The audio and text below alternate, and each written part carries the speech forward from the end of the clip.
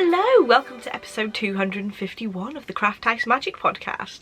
My name's Arya and I'm coming to you from Norwich in Norfolk in the UK, and today is the 15th of June. So welcome everybody. I hope you've all had a lovely crafty week since last time I've spoken to you, and I'm here to share all the things that I've been making over the last week or so. So last week I uploaded a different type of video because I didn't feel like I got enough to show you, so I did a crafty day, and that was really loads of fun. It meant that I've got to do crafty things sort of for myself instead of recording a standard podcast, so that was fun for me as well.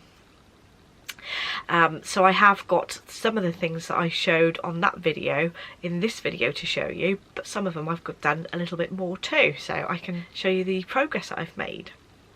So we have some knitting, some crochet, some sewing, a little bit of quilting. It's not actually my quilting, but it's something that's finished and it is amazing, so I'm excited to show that to you. Some cross stitch, a confession stroke gadget at the same time, something I'm very excited about, which is storage wise, that I'm going to share with you guys. I've got a shop update information. In that section I've also got some giveaway winners to announce, so if you've subscribed to my newsletter or if you've been involved in the retro mail, I draw the prizes for those. And last of all, there's Jensen's little appearance at the end of the podcast wearing something I hand sewn. So we've got the two Makalongs going on the Ravelry group and on Instagram at the moment. That's Craft 20 a day, just working a little bit of a project every day, and the spring shawl along, and it's any shawl or cowl or anything similar to that. You can enter that on Instagram by using the hashtags, they're in the description bar down below, or coming over to the Ravelry groups. So let's get on with the knitting, shall we? So first of all, I have a shawl to show you, and I did block this on the little video I did last week of my crafty day, and isn't this beautiful? So this is the Arya shawl, and it's by Ambah O'Brien, and isn't it gorgeous? It's a DK weight shawl, but there's actually, when you purchase this pattern, it comes in two files, one for a DK weight version and one for a fingering weight version, and this is the DK weight version, and how lovely is it? So these yarns I picked specifically to go together, and I bought them both from the East Anglia Yarn Festival in March, I think it was. I've completely forgot what type of year. And I bought these specifically to go together. So this pink one is a little grey girl yarn, and this colourway was the Charmandine, I think it was called. Yeah, Charmandine. So the pink one's Charmandine by the little grey girl, and the turquoise one is Kingfisher by Lay Family Yarn. So I thought they would go together really lovely, and they absolutely do. My favourite bit is this transition bit here. Isn't that gorgeous? So I will probably be wearing the shawl like this. It is very warm today, so I'm not going to be able to have this around my neck for very long, but it's got a really nice long length, which I absolutely love in a shawl. I like them not to be too deep and to be nice and long, so that I can wrap them around my neck, and these bits not to sort of fly off and come loose. You can even sort of tie them in a knot underneath if you want to keep it really secure. So that is how I'll be wearing this particular shawl, but I'm very tempted to have a go at the fingering weight version as well. I forgot to say that Adam's mum Liz actually did the knitting of this particular shawl. She is very good at knitting samples and things that I want to do on my Make 9 list. This is one of my Make 9, so yes, I have cheated.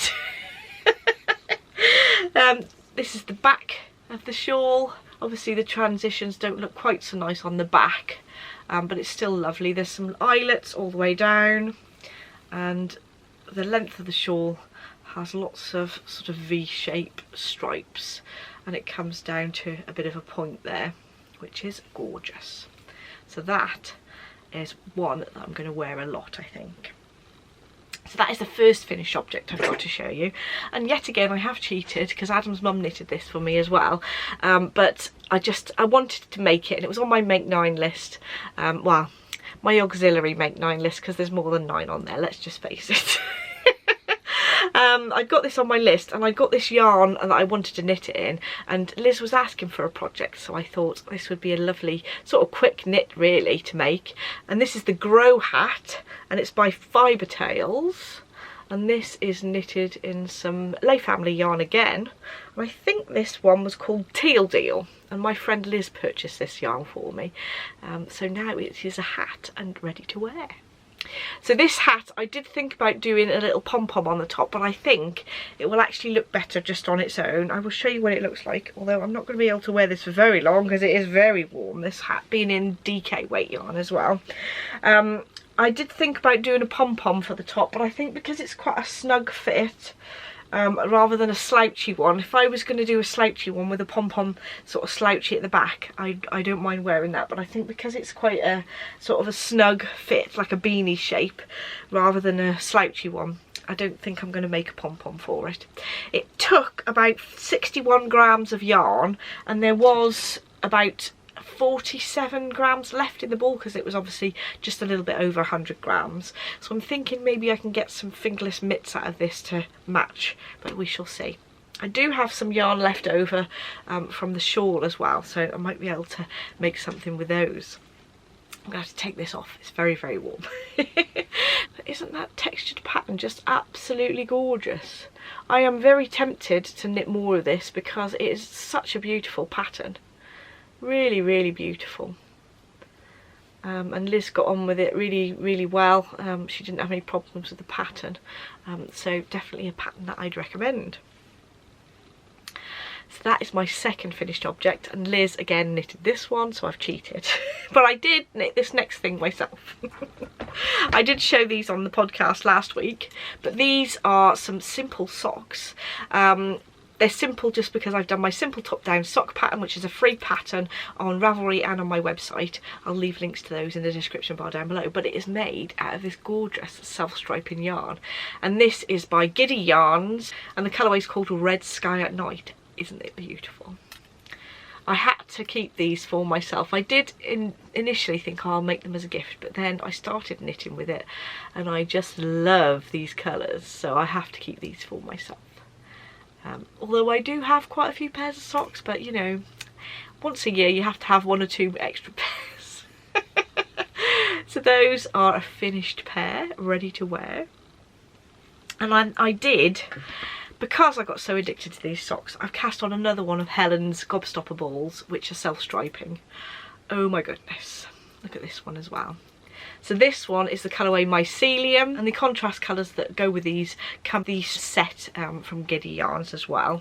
So Helen dyes the contrast colour to go with the stripes, which is brilliant.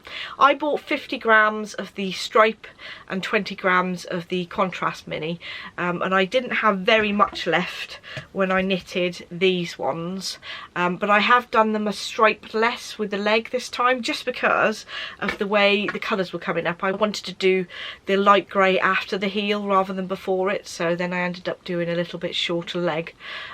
So I modify the length of my leg according to the yarn, really. It is beautiful, look at those colours. Really, really enjoying knitting on these. Self-striping yarn in a simple sock is sometimes just the tonic of what you need. I've been watching a lot of Sewing Bee episodes to catch up because I was a bit behind when we went on holiday, because I hadn't started watching the first one. Now I've watched all by the latest episode, and I needed something to knit that was nice and easy that I didn't have to concentrate on, so I've been knitting on these stripy socks. So very, very enjoyable to knit, and I'm on my second pair, and that's what it looks like in these beautiful Gobstopper balls. Shame to use them really, but they do look absolutely gorgeous in the sock as well. So I have something else that I've been working on, knitting wise anyway, and I have almost finished a mitten. So I've been working on these, and these are the Songbird mittens by Heusser, and I had knitted up to about here, I think, the last time I showed you, but I have finished the colour work on one of the main parts of the mittens, and on the back there's this gorgeous sort of repeating pattern. I really enjoy knitting the very repetitive things as well with the colour work knitting. Sometimes when I do the picture colour work I get a bit like, oh, it's sort of it gets a bit boring, but on this chart I absolutely just have enjoyed every minute of it, although I suppose I've been doing lots of vanilla knitting in between, so it's good. So I'm working at the thumb at the moment, which you can just about see there, but I've just left the needle case on just to hold all my needles together. And these sock blockers, I think I got them from Wood & Co. Sock blockers, mitten blockers. I got those from Wood & Co. And I did get this shape and then also a different type of shape for the mittens that's more rounded on the end. But I like both the styles of like the square end or diamond shaped end as well as the rounded, so I do have mitten blockers for both of those. My colourwork knitting isn't absolutely perfect, but I think with a bit of blocking that'll look a lot better. But it's such an enjoyable project to knit on. I do feel like I can't really concentrate on this when I'm watching Songbird or when Jensen's in the room, so it's something that sort of waits till I've got a quiet few moments so that I can look at the chart. I do find it useful to use one of those chart keepers with the magnets on to mark where I am on the chart, otherwise you can just get completely lost. Alternatively, you can use sort of washi tape, I suppose, but just having those magnets that you can move really easily, I find it is a godsend. So my next section is crochet section. Now I haven't done an awful lot of crochet, but I thought that I'd show you that I am keeping on top of doing my little squares for my Battenberg blanket. I haven't actually added them onto the main body, but I thought I'd just remind you what the Battenberg looks like. This piece is going to be a little blanket for Jensen, so I've done it in quite bright colours in between all the sort of muted. But it is a joy to work on, but I haven't added the squares that I've made recently onto the edge of the blanket yet. This is going to be sort of a lap size blanket, I think. This is a pattern by Sandra from the Cherry Heart podcast, and I have actually crocheted one of these before. Well, I made it into a cushion, which is behind me there. Just about you see it in the background. So this is the second sort of version I've done, but this is going to be a blanket this time. I'm using one of my stitch holders to hold the squares together so that they don't get all lost. But what I've been doing is I've been getting one of my notions pouches and popping a ball of yarn and a crochet hook in there and just carrying them around in my handbag so that I've got a small little tiny project that doesn't take too much room, because I already have to carry a lot of stuff around having Jensen. He just seems to need lots and lots of things. So small craft projects to carry around is ideal. So my next project is a bit of sewing. So I did actually make this on the vlog that I did from last week, and this is the Concord t-shirt by Cashmerette. I'm going to ask Barbara to come over to give us a bit of a twirl to show you what it looks like on. So here we are. Barbara is wearing the Cashmerette Concord t-shirt, and this is a pattern that's actually available in several sleeve lengths and different neck styles as well. This is the only one that I've really been successful with, although I do find the edges of the neck can sometimes stick up a bit, so I have reduced the length of the neckband just to sort of drag that down a bit. I think next time, actually, if I make a note of it on the pattern piece, I might remember to do this, is that when I'm actually putting the pattern piece around the neck, is just to stretch it out a little bit more just over the shoulder bits here and spreading that extra bit of ease around the front and the back rather than keeping it at the shoulders, because sometimes you get a little bit of lift on the shoulders here. Just because of the shape of the neckline, it's quite a high neckline. So the other versions of the pattern, there's a V-neck and a sort of round neck, and I didn't like how the round neck sort of sits with the actual pattern piece. Didn't sit right to me on my chest. It could be something to do with the shape of me, not necessarily to do with the pattern. And I did find the actual V version was very low. Although I think if I would reduce the length of the neckband, I'd have been fine. I think that would have lifted it up an inch or so, so that it wasn't so quite revealing. But I do have a version that I do wear sometimes, but I do wear a vest top underneath because it is a little bit too much cleavage showing. So that's the only thing that sort of annoys me a bit about the the cashmerette Concord. Everything else is lovely. I love the shape of the hips. It sort of goes out in the bust area and on the hips as well. There's some wonderful options for the sleeves as well. The tab that you can do is a nice detail, but I didn't on this version because it's quite a busy fabric anyway. And then the tab is also, you can also put it on the short sleeve version. This is the sort of 3/4 length sleeve, which is a sleeve that I tend to wear a lot. So that is something that I've chosen because I wear those sort of thing a lot anyway. The fabric I purchased from a shop called Watson and Thornton in Shrewsbury, and it's a cotton jersey. It's a really nice quality jersey.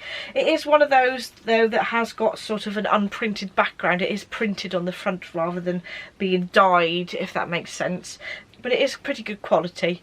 If you stretch it a lot, it does go a little bit white, but I've made sure that the fit isn't that tight anyway, so that's absolutely fine. But it's washed well when I washed it before I've actually cut the pattern out, and it feels like a nice quality fabric that's going to wash reasonably. So like I said, this is when I actually sewed this up, I actually made it on last week's Crafty Day vlog, so if you wanted to see me sew it up, I've done a video of it there. So thank you very much, Barbara. Last little twirl. So I'm going to insert some footage here of me twirling in it in the last week's vlog, because I tried it on at the end of the vlog, because it's way too hot to be wearing long sleeves or 3/4 length sleeves at this moment, because it's very, very warm today. So the next section is quilting. Now I have something to show you that I did not make, but because I'd got these samples, I just wanted to show you them because they are amazing. So in our local quilt group, we've arranged for a lady called Helen Butcher, or Little Patch Pockets, to come and do a workshop with us in July. So Helen had sent these samples over, and I just thought I've got to show them to you. Oh my goodness. So it's going to be the Impossible Grid pattern that we're going to be sewing, something like this. Hopefully mine will turn out like this. So this sample is called the Impossible Grid Pink Pop by Helen Butcher, or she's actually called HB, or Little Patch Pockets on her website. And isn't that beautiful? So this is one of the samples she sent out. People can see what they're actually going to make, and they're more likely to do the class. So she makes these fantastic 3D pictures by piecing things together, and this one is actually made by foundation piecing, so that'll be lots of fun to have a go at. There's these really cool 3D blocks, and I love the fact that you've got 3 here that really stick out, and it's just fantastic, isn't it? So that is a wall hanging, and you can see the wonderful quilting on the back as well. I just love straight line quilting. It's just so simple but so effective, and if you do it beautifully neat like Helen has here, it's just stunning. So this is called the Pink Pop version of the Impossible Grid, but she did send another sample which I'm also going to show you. And this is called the Impossible Tower. So it's a slightly longer piece, but you have the same sort of design of those 3D blocks, with the focal point here with the pink 3D block just there. But isn't that fantastic? So even though this is actually the same pattern, it looks quite different as a tower, but something I'm very excited to have a go at when I go to the class as well. So watch this space. Hopefully I'll have at least partially finished panels finished before at the end of the class. So I will leave links to the Little Patch Pockets website, where Helen has got patterns for sale, and she does classes that you can book her for as well, with a full price list and everything. So my next section is cross stitch. So I've got into my cross stitch again after a long sort of hiatus, but after I did the Crafty Day last week, I picked up this project again.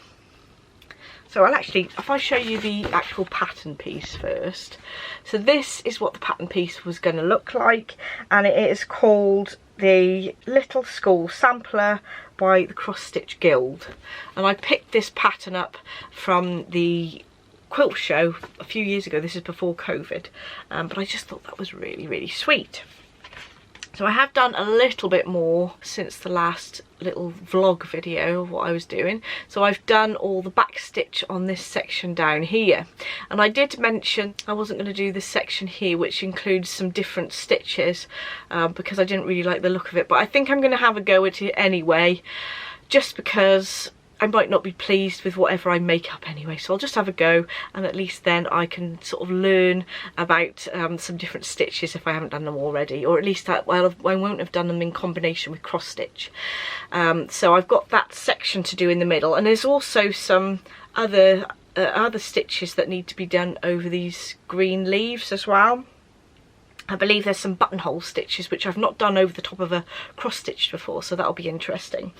The only thing with this pattern is I don't find the actual grid of instructions very clear to actually read from, because where it's printed the grid is sort of like black lines, and obviously you've got back stitch on top of there, and they're just slightly thicker, and some lines in the background are thicker as well, so it's difficult to see which bits you're supposed to sort of back stitch on. I'm actually using just the picture of the finished object to work out where things are sometimes, and the instructions aren't written incredibly brilliantly because I keep having to sort of go back and read through paragraphs of writing just to recap on what to do sort of next. If it was written in sort of bullet points or sections, I think that would be laid out a little bit more concisely and easy to follow. But I seem to be doing okay, so I'll just carry on as I am. So I've got the border to do after I've done this sort of centre section where you cut away the threads and sort of stitch around the edges to make sure that they don't fray. But then I've got to find a frame or something to put it in. I might see if I can find one before I start sort of getting someone to make a frame in the right size, because I think it looks really nice where it's a nice tight fit around the cross stitch rather than being in sort of a different shape. But there we go. I've done reasonably well with it. I do think though, this section here, which is under the building, under the schoolhouse, it says to do it in single or half cross stitch, and I don't know if I like the look of that half cross stitch on this 28 count fabric, because I've done it sort of 2 over 2. It looks a bit sparse to me, but I'm going to do a bit more of the other sections and see if I still like it, and I can always just do a full cross stitch over those if I'm not happy. So there we go, that is my progress on my cross stitch. So my next section is gadget. Now, I'm very excited about this. This is also a confession as well because I've purchased something. If you look in my boxes up here, these are Kallax units from IKEA, and I've got these white boxes just above me that I pop lots of bits and bobs in. Now over on the other side of my room I've got more of these Kallax units which I use to keep my knitting needles in for sale for my shop, because I sell all the higher needles. Now in these boxes the higher needles only come up to a certain height, and there's a sort of gap at the top, but you can't really put stuff in the top because then it would be hard to get to the needles underneath. But I found something.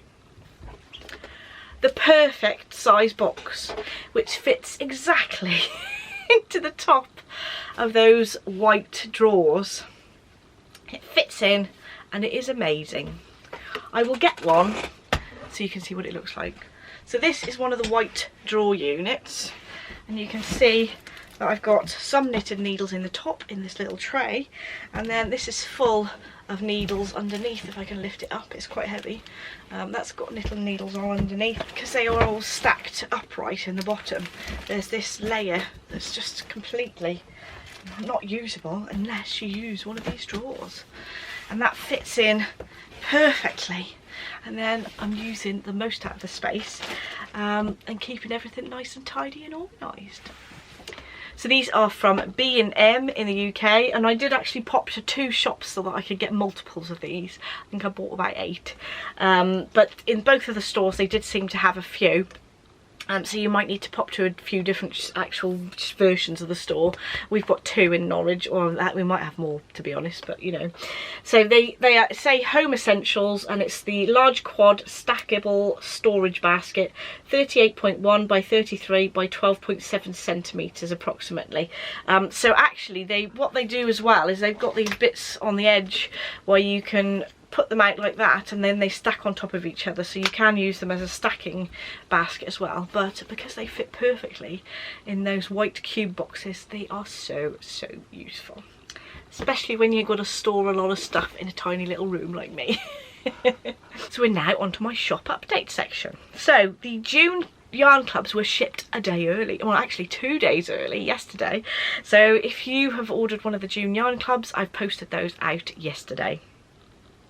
The July yarn clubs will be available from the 23rd of June, which is next Friday, until the 2nd of July, and they will be shipped on the 14th of July. So next week I'm hoping to show a shawl sample which is knitted from the March and April yarn clubs, so I can show you those. And also I might be showing you some of the project bags which come with the special seasonal sets that I've been doing over the last year or so.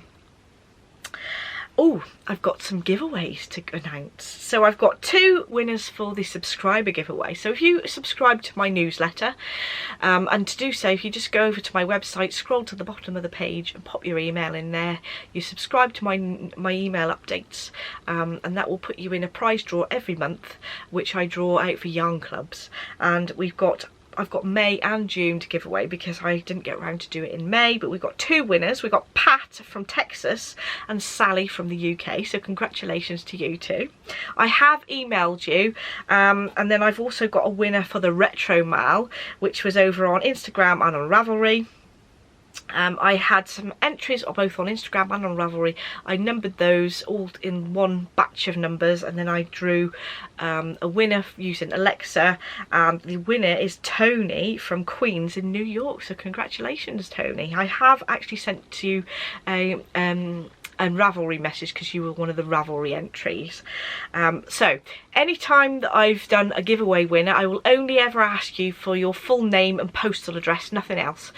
So if I do drop you a message on Ravelry or via email about these giveaways, only ever give me your full name and postal address. If they've asked for more, it's not me. Because sometimes there's been these dodgy people that have been emailing people saying that they've won things and wanting bank details. I would not ask you that. Just for your postal address really, and your name, just because I need a name to send it to. So congratulations to the winners. And then last of all, we've got a little appearance from Jensen. So over to you, Jensen. Hello, Jensen. You're out and about today. Are you showing off your new t-shirt? Well, it's not that new. We've had it a while actually, haven't we? But it's now the right weather to wear short sleeve t-shirts. So he's wearing his Hebden t-shirt, which is a pattern by Sew Over It. And I've made these in some contrast fabrics to be nice and bright, in some yellow and some little alien fabric.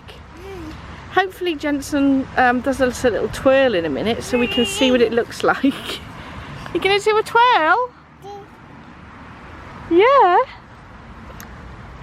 You gonna do a twirl? You do love your sticks, don't you?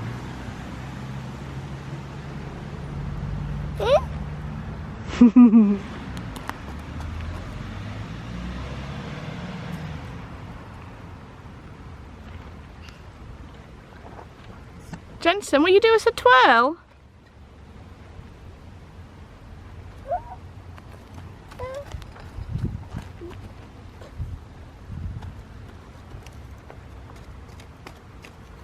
So thank you so much for watching. Don't forget to like and subscribe if you'd like to see more, and I shall see you in the next episode. Bye!